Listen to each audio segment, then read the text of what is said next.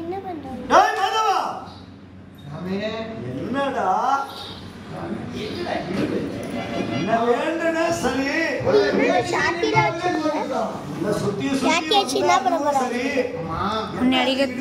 மாதிரி ஆட்டின்னு கைய ஒரு மாதிரி ஆட்டின்னு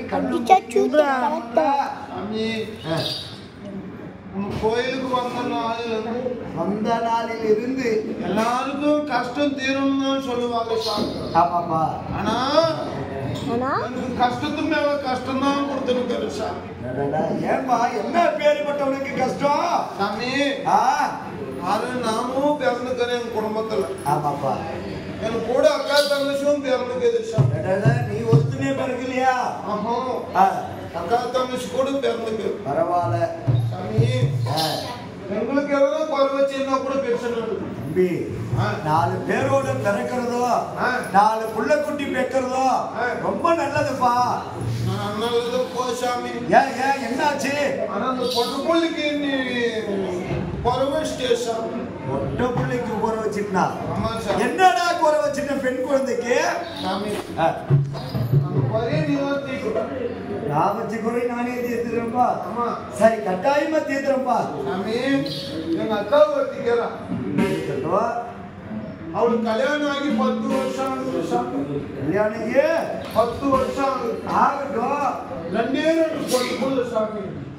நல்லது. ஒரு ஆம்பளை புள்ள இல்லைன்னு முதல்ல வீட்டுல பெண் குழந்தை பிறந்தா அந்த வீட்டுல லட்சுமி பிறந்தான்னு சொல்லுவாங்க பெரியவங்க.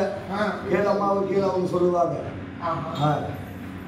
சாமி அவளுக்கு 2 பொண்ணு தான். சரி இருக்கட்டும்பா. ஒரு ஆம்பளை புள்ள இல்லைன்னு உனக்கு கோயிலுக்கு வராத நாள் இல்லை சாமி. சரி. உனக்கு பிடிக்காத நாள் இல்லை சாமி. சரி. உனக்கு தரவாத நாள் இல்லை சாமி. சரி சாமி. என்ன தடவை? ஆமத்த சாமி. எப்படின்னா எங்க அக்காளுக்கு ஒரு ஆம்பளை புள்ள கொடு. அவ்வளவுதானே? ஏப்பா ஒரு 1 வருஷம் 2 வருஷம் நம்ம ஆகும். 2 வருஷத்துக்கு முன்ன பாத்தியர் வந்த உடனே சொன்னார் சாப்பிடும் போது இல்லையா? 2 வருஷத்துக்கு முன்ன இந்த ஊர்ல வந்து ஒரு தபசு நாடகம் வாத்தியர் தான் வச்சிருந்தாரு. நான் உள்ள என்ன புரிஞ்சுக்கப்பா அந்த நாடகத்துக்கு வந்தோம். இறைவனை வேண்டி பூஜை செய்தோம். சிவ பூஜை. அன்னைக்கு வரம் வாங்கி கடவுளே இறைவா சிவபெருமானே உன்னுடைய அருளினால் எங்களுக்கு குழந்தை வரம் வேண்டும் அப்படின்னு இந்த ஊர்ல கூட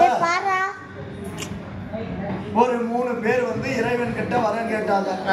ஆனா வந்த உடனே ஒரு நல்ல செய்தி, 3 பேருக்கும் குழந்தை பிறந்திருக்குது. அன்னைக்கு யார் யார் வந்து கம்பத்தாண்ட வரம் வாங்கினாங்களோ அவங்களுக்கு எல்லாம் குழந்தை பிறந்திருக்குது அப்படின்னு வந்த உடனே ஐயாவும் அம்மாவும் சொன்னாங்க. ஒரு சிறப்பு இல்லையா?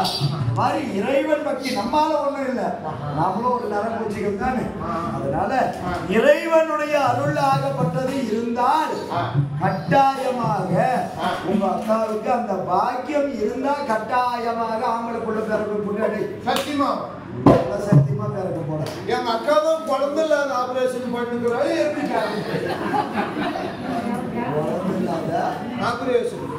குழந்தை இல்லாத ஏண்டா குழந்தை இல்லாத ஆபரேஷன் பண்ணவனுக்கு என்னாச்சு குழந்தை வேணும்னு கேட்டா என்ன கேட்குமோ என்னமானதான்.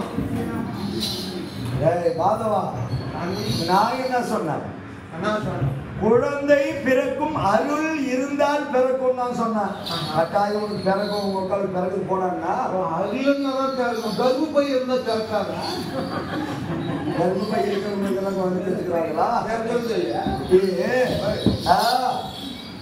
அதுக்குதான் சொன்னாங்க பெரியவங்க, கட்டில் தன்னுடைய விருப்பத்திற்கு வரும். கட்டில்? ஆமா, நம்ம விருப்பத்துக்கு. ஆமா, வானா வரும், போனா போகும். ஆனால் அந்த கட்டில் சுகம் அனைவரும் கொடுத்தாலும் தொட்டில் சுகம் உனக்கு இருப்பார். பிள்ளை பாக்கியம் அது இறைவனால் கொடுத்தால் மட்டுமே உண்டு. சாமி வந்து சென்ட்ரல் ஹெல்ப் பண்ணும். இறைவன் அருள் இருப்போருக்கு மட்டும்தான் பிள்ளை வரமா.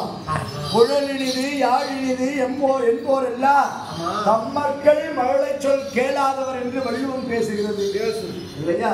அப்பேற்பட்ட வள்ளுவருடைய வாக்கிற்கு இணங்க தெய்வ புலவர் வள்ளுவரே சொல்லிட்டார், உலகத்திலே எத்தனை செல்வங்கள் இருந்தாலும் மழை செல்வத்திற்கு ஈடாகாது.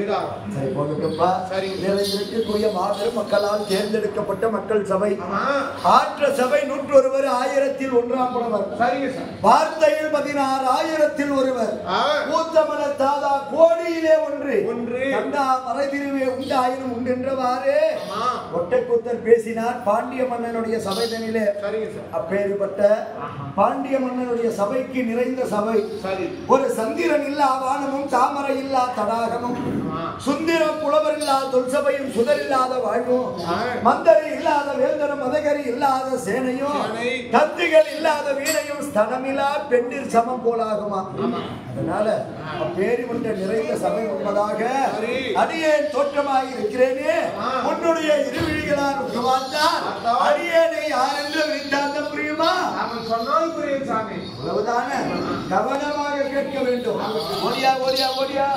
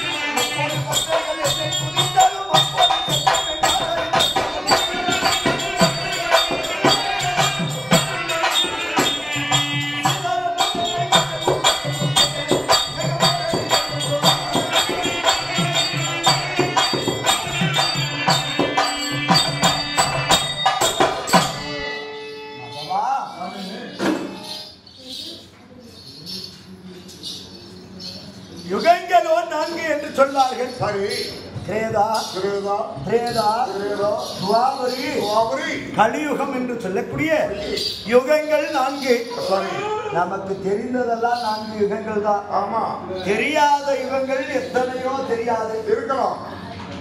நீண்ட யுகம், நெடில் யுகம், யுகம், சதுர் யுகம், யுகம், சத்திய யுகம் என்று சொல்லக்கூடிய யுகங்களுக்கு ஆமா வரலாறு கிடையாது. இருக்கலாம் ஐயா. இருந்தாலும் ஆமா. இந்த கிரேதா, திரேதா, துவாபரி, கலியுகம் என்று சொல்லக்கூடிய சொல்லக்கூடிய இந்த 4 யுகங்களை கழிப்பதற்காக மேன்மை பொருந்திய அவதாரங்கள் 10.